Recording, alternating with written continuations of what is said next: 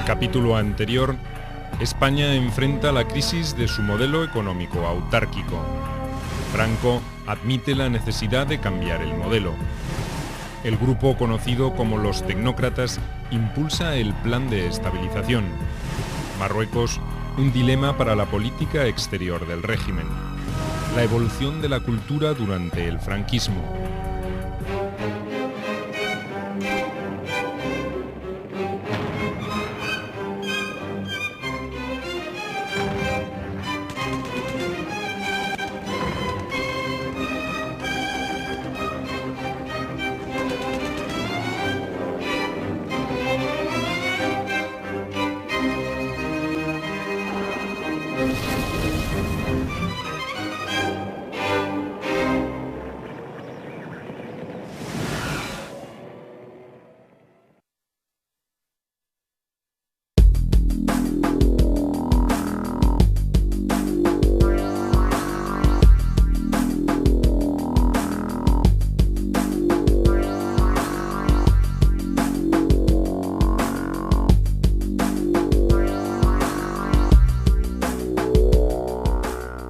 La estabilidad política del régimen de Francisco Franco hizo que a partir de la década del 50 España tuviera uno de los periodos de mayor desarrollo económico de su historia.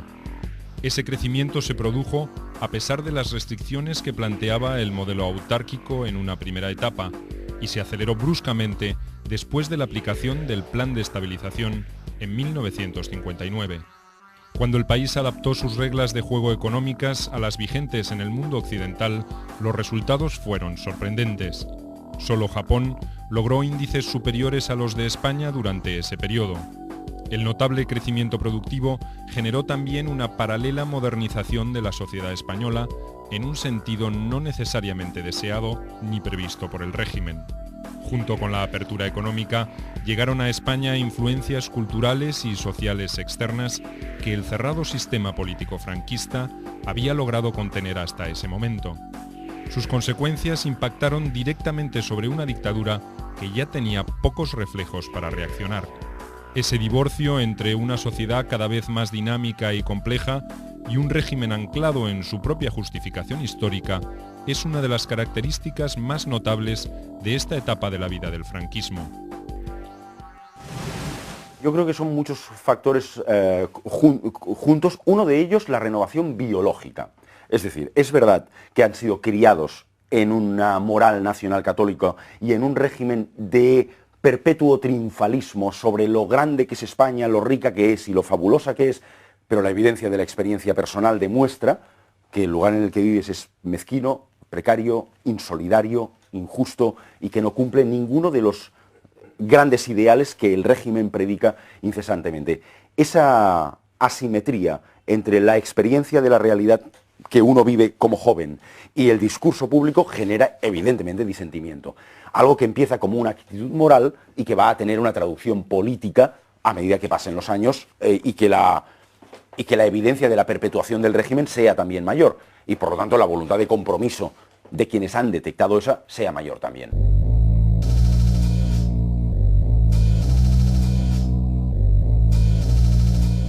En 1959, un grupo de ministros vinculados al Opus Dei y conocido como los tecnócratas había conseguido que Franco aceptara impulsar a regañadientes un cambio radical en la política económica.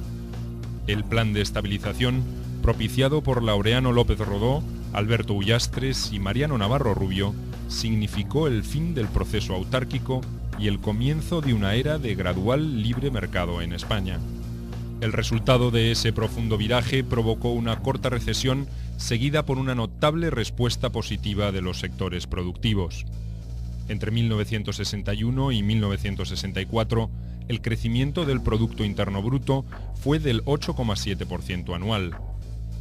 La inversión extranjera directa entre 1960 y 1974 llegó a 7.600 millones de dólares, sin contar la inversión en turismo que por estos años se convertiría en el principal ingreso de divisas para el país. La mayor parte de esa inversión directa se orientó hacia la industria automovilística, la electrónica y la química, y se concentró en forma desproporcionada en las regiones de Madrid, Cataluña y el País Vasco. Estos países europeos, también Estados Unidos, encontraban que España era un lugar muy adecuado, por sus bajos costes salariales, para invertir, para traer sus industrias, sus empresas a nuestro país. Y este elemento de la inversión extranjera, de los capitales extranjeros, de la tecnología, de la creación de empleo en el sector industrial, de la difusión por el tejido industrial español de nuevas tecnologías, pues fue un elemento también crucial. De manera que, básicamente, el desarrollo español de los 60 se explica fundamentalmente por este efecto de arrastre del gran progreso económico que que conoció el mundo occidental durante los años 60. Estos resultados consolidaron el poder de los tecnócratas en el gobierno y les proporcionaron un mayor margen de maniobra para sus proyectos. Los ministros de las áreas económicas admiraban la planificación orientativa implementada por los franceses y resolvieron seguir ese ejemplo. Se trataba de establecer metas concretas para las empresas estatales y otras meramente indicativas para la actividad privada. El propósito evidente era el de establecer una transición entre una liberalización absoluta de la economía, considerada contraproducente por el franquismo tradicional, y el esquema rígido y reglamentado de la autarquía.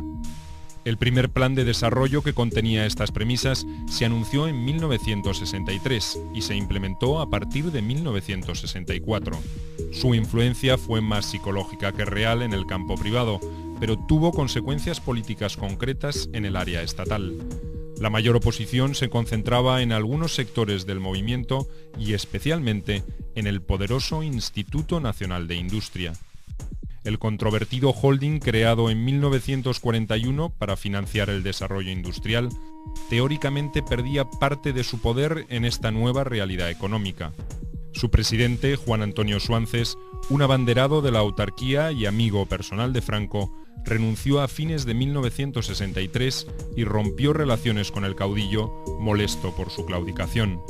El INI, con todo, no solo sobrevivió a los planes de liberalización, sino que sus empresas, a la muerte de Franco, siguieron monopolizando una porción importante de la actividad económica nacional. El desarrollo económico de los años 60 se hubiera dado exactamente igual, con planes y sin planes de desarrollo. Diría más, hubiera sido más sano el crecimiento de los años 60 sin los planes de desarrollo, porque los planes de desarrollo lo que hicieron fue fundamentalmente desviar recursos, subvenciones, inversiones hacia sectores económicos que el régimen consideraba prioritario. Y no siempre los funcionarios del régimen ni los dirigentes políticos del régimen sabían efectivamente para el país qué sectores eran los más interesantes de desarrollar. De manera que, por ejemplo, los planes de desarrollo insistieron mucho pues, en el desarrollo de la industria química, de la industria pesada, de la producción de carbón, de la producción de hierro, de acero, de la construcción naval, sectores que ya a finales de los años 60 estaban entrando en crisis en los países desarrollados. Sectores que muy pronto, en los años 70, a finales de los años 70, hubo que abordar procesos de fuerte reestructuración, con costes económicos y sociales muy altos.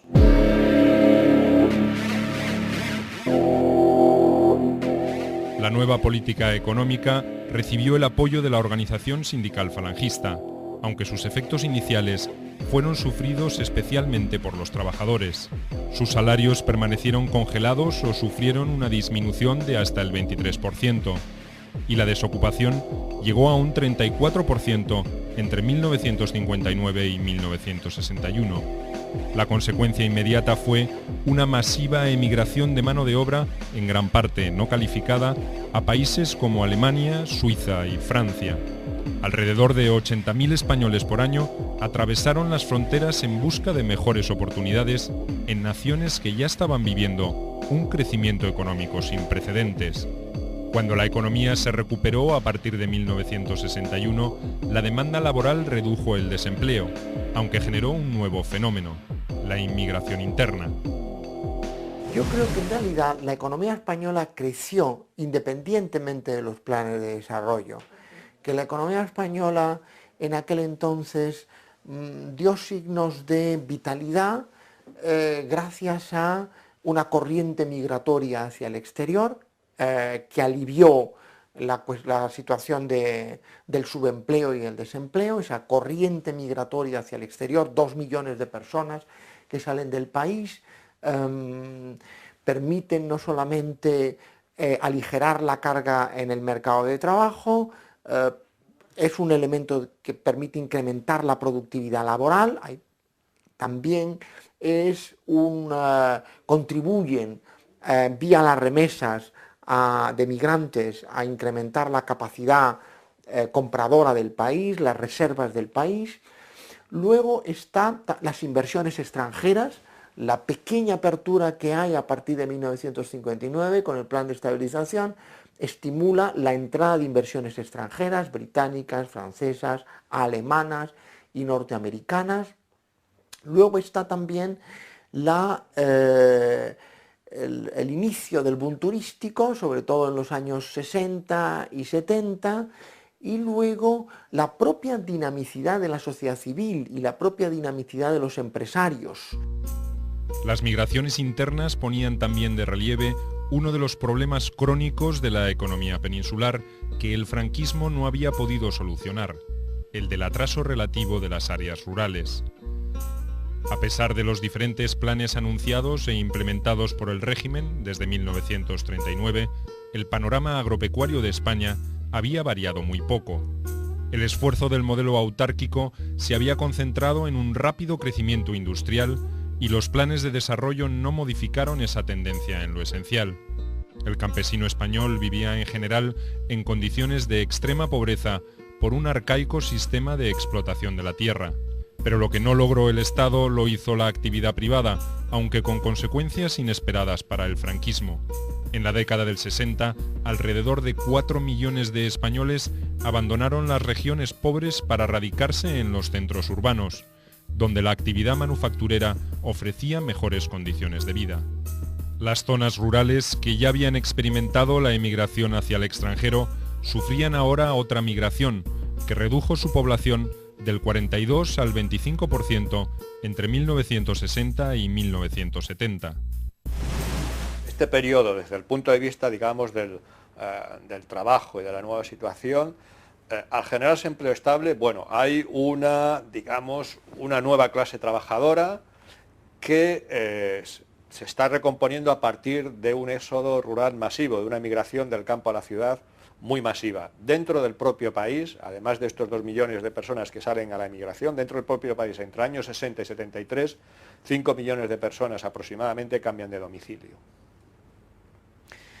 Así que es una clase obrera nueva, de origen rural, luego poco cualificada, y la que trabaja en la gran industria, trabaja en condiciones, digamos, de fabricación tayloriana, ¿no?, que es, digamos, el paradigma que permite emplear masivamente mano de obra poco cualificada. También a partir de la construcción, que es el puerto de entrada a los mercados de trabajo.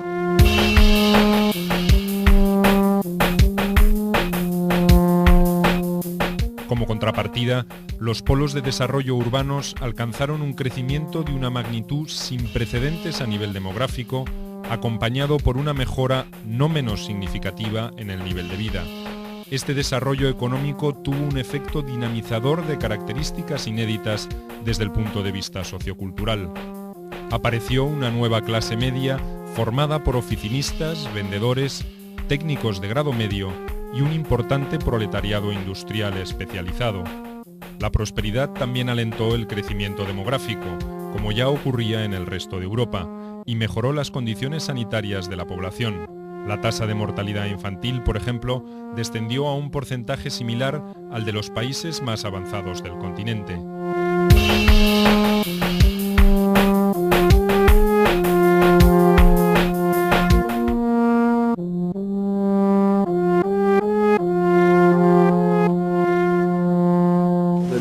sectores que se movían en el régimen, yo sinceramente creo que el más aperturista, intelectualmente hablando, era Franco. Y desde el punto de vista social, probablemente también. Es decir, el más preocupado por la suerte de los trabajadores, de los pobres, de los desvalidos, también era el sector falangista. Digamos. Girón y aquellos hombres eran gente con conciencia social. Bueno, y la prueba es que tampoco se puede decir ahora, pero las grandes realizaciones de la seguridad social española son de esa época. Lo digan o no, el seguro de enfermedad no existe hasta el año 42 en España, es un hecho. Entonces, eso no fue tampoco más que voluntad. La magistratura de trabajo, cuando dicen ahora, todas las conquistas sociales se deben a la lucha de los trabajadores. Algunas, todas no. Por luego, la magistratura de trabajo, el seguro de enfermedad, el seguro de la ampliación, la generalización de la vejez, el seguro familiar, el obrero, el paro obrero. Todo eso se hizo cuando los sindicatos estaban medio prohibidos y líderes en la cárcel. Es decir, que no se puede decir que sea la lucha obrera. Fue voluntad de arreglar la injusticia social histórica de España por parte de esos señores que habían visto las causas de la guerra, entre otras en la injusticia social.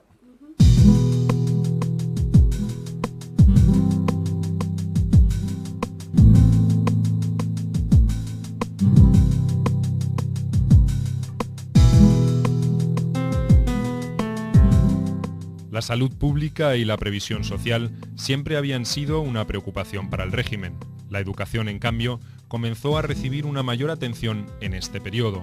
En 1970, el presupuesto de España para el área superó el destinado a las Fuerzas Armadas. Se mejoró la escolaridad primaria, aunque los índices de absentismo todavía eran importantes, pero el fenómeno más significativo sería el universitario. El número de establecimientos de enseñanza superior se duplicó y el volumen de estudiantes aumentó en un 500%.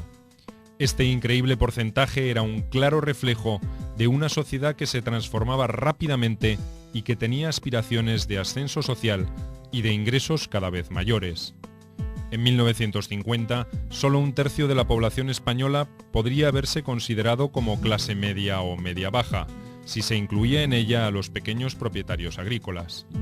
Franco siempre soñó con una España próspera y poderosa desde el punto de vista económico, pero quizá nunca advirtió que esa transformación iba a traer aparejada reclamos de mayor libertad y participación política. Los tecnócratas que hicieron posible el milagro aparentemente tampoco previeron esas consecuencias, o directamente no les prestaron mayor atención. Pero es la misma estructura de la sociedad española en aquel momento la que evoluciona, como si dijéramos, espontáneamente. No espontáneamente, naturalmente, digamos. Incluso hay una famosa frase del ministro de Desarrollo Económico de los años 60, López Rodó, que cuando le preguntaban, bueno, ahora hay desarrollo económico, ¿y cuándo va a haber desarrollo político? Y acuñó una frase muy curiosa, dice, cuando tengamos $1000 de renta per cápita, tendremos partidos políticos. La realidad fue que los españoles, sobre todo en las ciudades, adoptaron rápidamente la cultura del consumo y las costumbres de países europeos más adelantados. El turismo y el retorno de los que se habían marchado al extranjero también aportaron lo suyo. Trajeron estilos y ejemplos de vida muy diferentes y a menudo más atractivos que los de la España tradicional. Entonces van a ser una especie de levadura que va a hacer que la masa general española suba y cambie, un gran cambio. Y luego, junto a eso, paralelamente a eso, está ocurriendo que España empieza a ser un destino turístico para ciudadanos europeos. Entonces, cada año viene una tremenda afluencia de visitantes, millones y millones de visitantes, con sus costumbres mucho más liberales que las de los españoles, y eso es una revolución. Es decir, ese combinado entre las costumbres que aportan los obreros que se han ido al extranjero y las costumbres que aportan los extranjeros que vienen a veranear en España, junto con las divisas que aportan unos y otros, eso a finales de los años 60, principios de los 70, eso causa una auténtica revolución en España, revolución de costumbres, revolución en la economía y revolución en todo, absolutamente en todos los niveles. Digamos que el gran salto a la modernidad se produce muy en contra, digamos, de la inclinación normal del régimen que tenemos franquista, sencillamente porque se impone la cuestión económica. Esa nueva clase media, urbana, sofisticada y materialista, alejada definitivamente del trauma de la guerra, ya no se sentía identificada con esas tradiciones fuertemente enraizadas con el catolicismo tradicional. Un catolicismo al que las reformas impuestas por el Concilio Vaticano II también pondría en seria crisis. La Iglesia Católica, controlada por una jerarquía conservadora, había sido una importante aliada del proyecto franquista en sus primeras 2 décadas de existencia. Incluso había aportado fundamentos ideológicos y espirituales para sostener su vigencia, pero en los años 60 los vientos comenzaron a cambiar. La Iglesia comenzó a renovarse con el aporte de sacerdotes y laicos más jóvenes, tan preocupados por su doctrina trascendente como por la injusticia social y las libertades públicas. Las organizaciones católicas, cuyo funcionamiento el Estado había respetado escrupulosamente, fueron en muchos casos el motor de estas inquietudes. Su labor, orientada hacia los sectores obreros, provocaba incluso roces y enfrentamientos con la falange y hasta con la propia jerarquía eclesiástica, no siempre predispuesta a avalar esos cambios. No pensaban en ningún cambio, pensaban en que el concilio tendría que tomar algunas medidas pues que hoy nos dejan absolutamente desconcertados, por ejemplo, imponer la sotana a todo el mundo y cosas de estas. ¿Qué pasa? Que los primeros sorprendidos del cambio conciliar son los obispos españoles, que al principio se quedan con la minoría conciliar, que ponen las pegas a casi todos los cambios, pero al mismo tiempo la mayoría de los sacerdotes españoles jóvenes están viendo que están poniéndose en práctica lo que ellos soñaban, que es un momento absolutamente delicioso de la Iglesia española y de la sociedad española. Los ejemplos de las contradicciones que se generaban en el seno de las corrientes católicas en relación al gobierno fueron múltiples. Uno de los más conocidos fue la carta con la que en mayo de 1960 339 curas vascos protestaron contra la falta de autodeterminación y libertad de sus comunidades. El cardenal primado, Enrique Pla y Daimiel, desaprobó la iniciativa, pero a su vez protestó duramente contra la represión a las hermandades obreras de Acción Católica.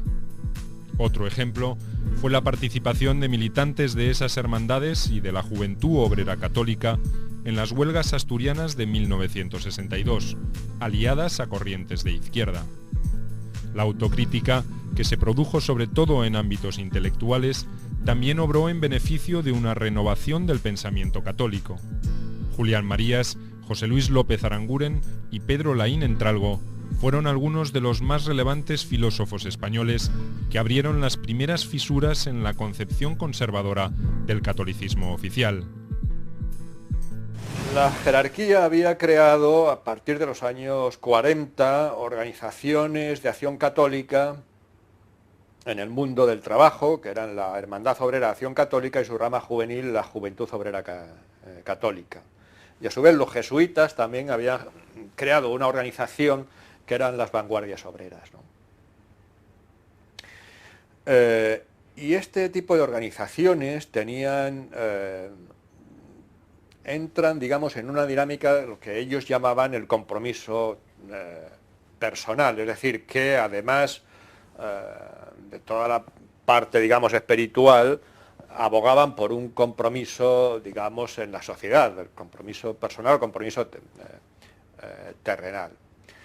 Y los que se movían en el ámbito obrero, pues evidentemente acababan por adquirir compromisos con sus compañeros. De manera que las revistas, por ejemplo, y las organizaciones empezaron a denunciar pues todas las arbitrariedades que existían en el mundo del trabajo, empezaron a denunciar pues la gran tasa de accidentes, los bajos salarios, las condiciones de trabajo.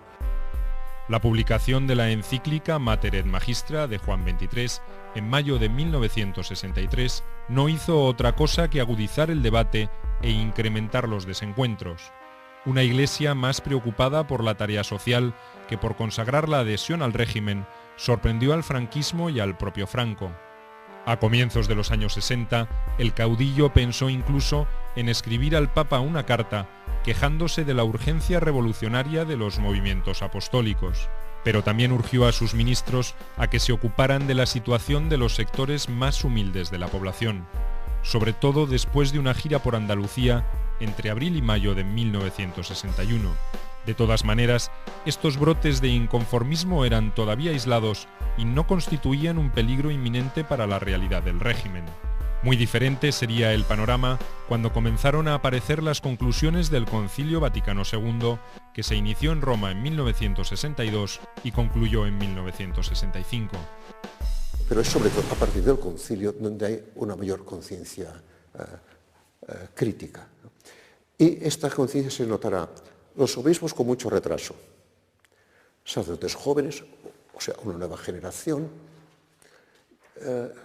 movimientos especializados, o sea, la acción católica de intelectuales o independientes, como decían, ¿no? Obreros, de juventud. Es en los movimientos especializados donde hay una disidencia que llevará a la gran crisis de la acción católica que pues Guerra Campos se encuentra con que estos movimientos se le van de las manos y habrá una decapitación de todos estos movimientos y una crisis de la que apenas ahora están saliendo estos movimientos. La renovación litúrgica, pero sobre todo el mayor compromiso temporal de la Iglesia Católica con modelos políticos y sociales más igualitarios y democráticos en el mundo, golpeó directamente sobre la cabeza del episcopado español y sobre el propio gobierno. El franquismo había absorbido con recelos la elección de Juan XXIII, pero la entronización de su sucesor, Pablo VI, fue calificada por el propio Franco como un jarro de agua fría. Y no era para menos. Las diferencias de opinión con el nuevo Papa ya se habían manifestado cuando el entonces cardenal Juan Bautista Montini ocupaba la Secretaría de Estado del Vaticano. Uno de esos desencuentros se produjo cuando el entonces ministro vaticano abogó por la independencia de la Iglesia en relación a las políticas del gobierno. Una posición inadmisible para la arcaica concepción ideológica del franquismo. Ahí entra un tema que es un tema que parece de película de Fellini, pero que fue verdad. El denostado Montini es arzobispo de Milán, la diócesis más importante del mundo católico. En ese momento se condena a muerte a un estudiante en Cataluña, Jorge, no me acuerdo el apellido. Algunos historiadores lo mezclan y dicen que era Grimau, no tiene nada que ver Grimau, un estudiante joven, le condenan a muerte. Los estudiantes milaneses le piden a Montini y este manda un telegrama fuerte a Franco diciendo que en algo se tiene que notar un régimen que se declara católico de uno que no lo es. Es en ese momento cuando en Madrid se organiza una manifestación monstruo de universitarios y de gente, detrás de una pancarta enorme, Sofía Lorenzi, Montini no. Una manifestación montada, naturalmente, y teledirigida. El gobierno español tiene palabras muy duras contra Montini, pero tiene la mala suerte que ese Montini un mes después es papa. En muchos aspectos, el Vaticano II no hizo otra cosa que ratificar lo que el clero europeo venía practicando desde años atrás. Pero para España fue una revelación difícil de digerir. Los obispos españoles, en general, habían vivido demasiado tiempo defendiendo un sistema de ideas inmutable y cada vez más alejado de la realidad mundial. Por eso su actuación en el concilio no fue precisamente destacada. Un obispo llegó incluso a considerar inadmisible la libertad religiosa durante los debates, y su opinión fue censurada por otros prelados. Algunos años después, en 1967, el régimen se vio obligado a aprobar una ley que autorizaba la vigencia de otros cultos y del matrimonio civil. Esta ley, resistida y revisada hasta los mínimos detalles por algunos ministros franquistas, fue una consecuencia directa del concilio. Lo de la libertad religiosa es tremendo. uno de los obispos más franquistas, buena persona y piadoso, Arriba y Castro, cardenal arzobispo de Tarragona, cuando empiezan a hablar de libertad religiosa en el concilio, él, de acuerdo con los manuales que había estudiado, esto es una herejía, un concilio ecuménico lo lleva el Espíritu Santo, imposible que se apruebe esto, tranquilo, no pasa nada, ¿no? Pero los tanteos o las opiniones, Pablo VI ordena una votación de tanteo y sale por inmensa mayoría, queda aterrado. Y aquel día, regresando en el autobús al Colegio Español, donde residían la mayoría de los prelados españoles, estaba ya aturdido. Decía, si el concilio lo aprueba, yo lo acepto, soy católico, lo acepto. Pero esto no quita que hoy es el día más triste de mi vida. El Vaticano II aprueba la ley de libertad de conciencia. Naturalmente, el gobierno español se vio obligado, y Castilla además lo deseaba, se vio obligado a que sus leyes estuviesen de acuerdo con esa manifestación. Entonces, se presenta en las Cortes un proyecto de ley de libertad de conciencia, de acuerdo con el Concilio Vaticano II. El ministro sonrisa del régimen, José, ¿cómo se llamaba este de Jaén? José Solís Ruiz, se atrevió a decir, se levantó y en voz alta dijo, yo me opongo y haré que la mayoría se opongan a esta ley, aunque la defiendan las mayores autoridades de la Iglesia. Claro, era algo dramático que un ministro quisiera defender a la Iglesia de sí misma.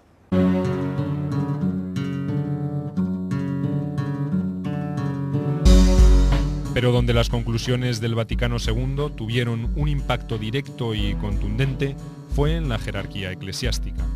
En 1966, 2/3 de los obispos tenían más de 60 años y una cuarta parte superaba los 75. La inmensa mayoría habían sido ordenados sacerdotes antes de la Guerra Civil y por lo menos la mitad sumaban más de 20 años en el episcopado. Teniendo en cuenta los ritmos de la Iglesia, la renovación fue muy rápida. Entre 1966 y 1971 se nombraron 42 obispos nuevos, es decir, la mitad del cuerpo episcopal. A Pablo VI le preocupaba la resistencia del catolicismo español al cambio. La designación del cardenal Vicente Enrique Tarancón como obispo de Madrid fue en ese sentido una decisión estratégica. Este prelado trató de limar las diferencias entre las dos tendencias que dividían a la Iglesia española y de marcar progresivamente su independencia de criterio en relación a la política del régimen. Por ese motivo, en 1970, el exministro de la Gobernación, el general Camilo Alonso Vega, llegó a afirmar que ya la fe católica no es la principal arma contra nuestros demonios familiares. En parte por iniciativa propia y en parte, sobre todo, por iniciativa del Vaticano. Es el Papa Pablo VI quien asume, digamos, la tarea de forzar la renovación de la jerarquía. Y lo hace a través, sobre todo, de Tarancón, pero no solamente de Tarancón, de una serie, y del nuncio, D'Adaglio. Entonces, en muy poco tiempo se va a producir un relevo en la jerarquía española. Y entonces lo que eran minoritarios en la conferencia episcopal en el 66 se convierten en mayoritarios en el 71, 72. Y los que eran mayoritarios, como Guerra Campos, se convierten en minoritarios.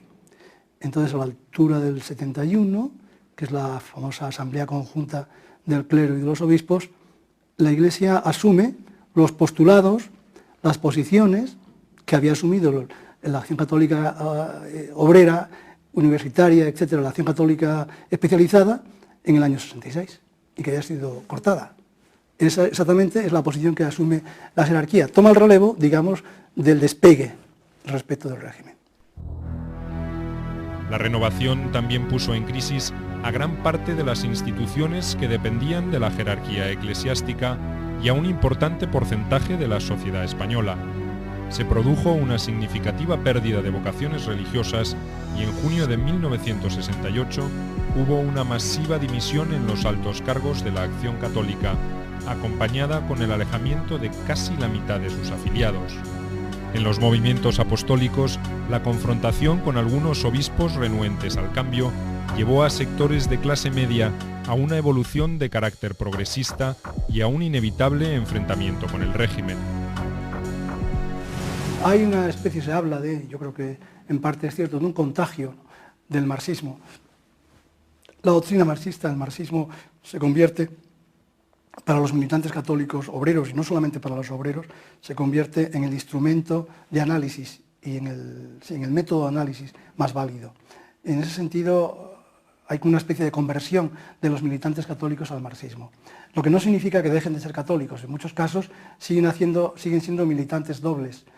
Desde el punto de vista ideológico pueden tener la doble, a veces una militancia un poco difícil de llevar, pero la tienen. Incluso en organizaciones.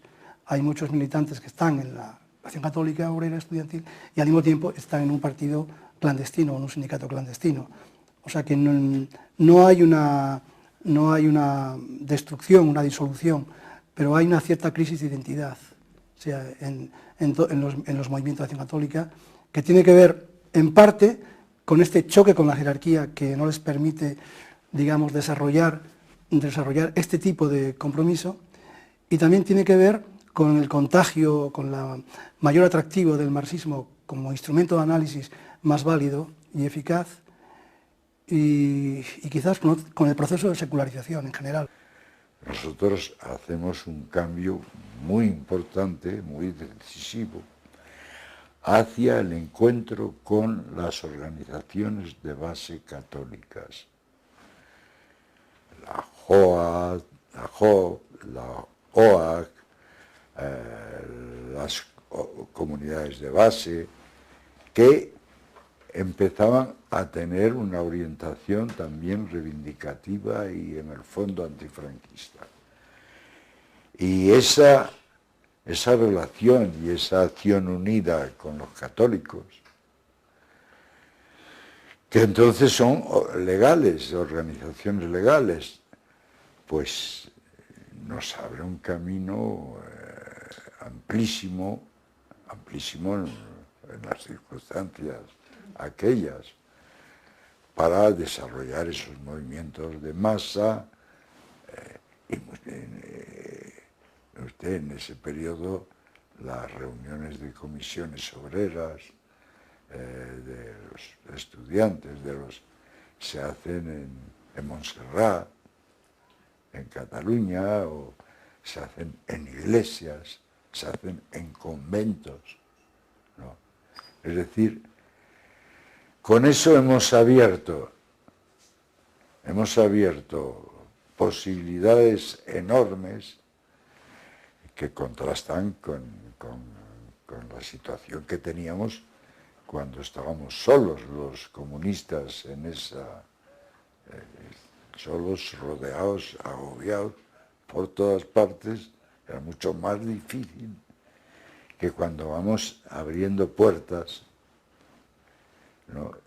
y creando condiciones para un movimiento de masas antifascista que sin ese movimiento no había habido transición política más tarde ni nada en este país. Franco, que ya acusaba los primeros síntomas de senilidad, vivió esta renovación como una traición a sus convicciones más profundas.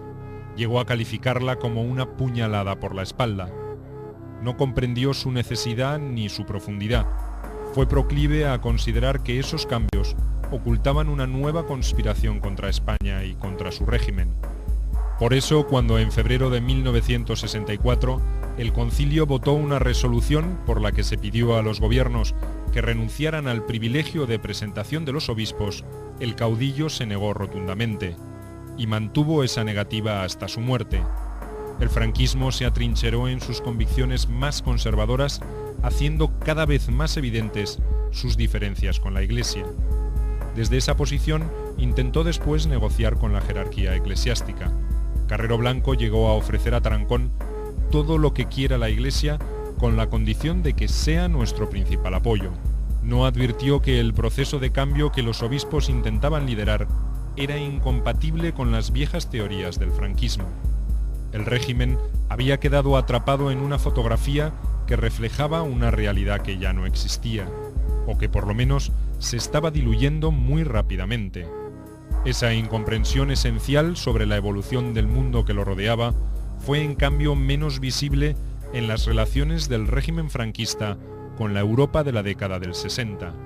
Franco nunca fue partidario de una unidad europea y aún en 1961 consideraba que esos proyectos eran quiméricos pese al éxito alcanzado por el mercado común. Pero en 1962 cambió de opinión. Gran Bretaña, Dinamarca y Noruega habían solicitado su adhesión a la Comunidad Económica Europea, y esa organización adoptó una política agrícola común que ponía en riesgo las exportaciones españolas. Fue motivo suficiente para que España presentara su solicitud de asociación susceptible de llegar a la plena integración en el mercado común.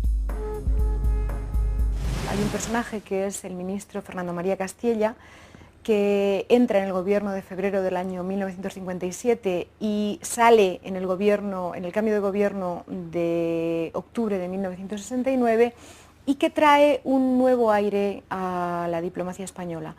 Castella tiene claro que es necesario intentar recuperar el engarce con Europa, intentar normalizar esas relaciones con Europa, y va a ser quien promueva el intento de entrar o conectar con el proyecto de integración europea, con la petición de que España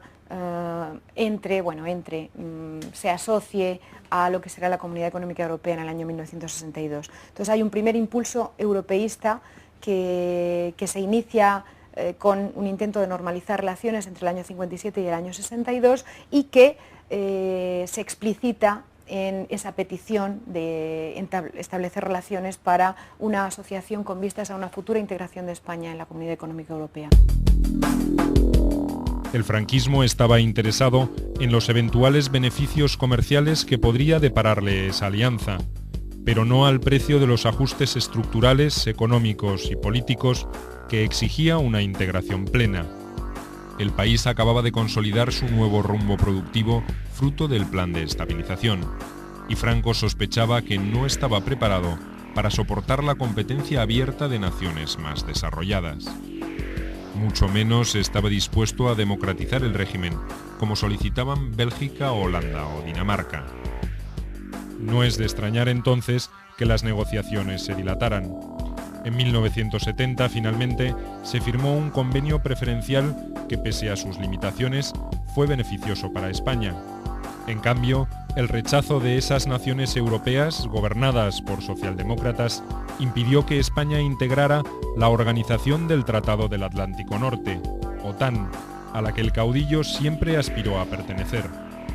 Por necesidad más que por convicción, Franco había accedido a modificar drásticamente la política económica de su gobierno, pero no advirtió que esas reformas tendrían enormes consecuencias sociales, culturales y políticas para España.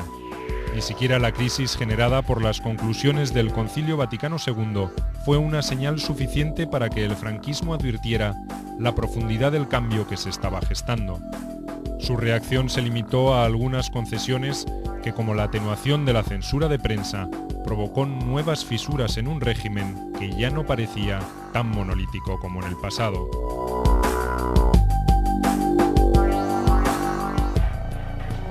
En el próximo capítulo, la Ley Fraga y sus efectos sobre la censura y el proceso político en España, el auge de los medios de comunicación y el desarrollo de la industria cultural, el impacto del turismo sobre una economía cada vez más abierta y en crecimiento,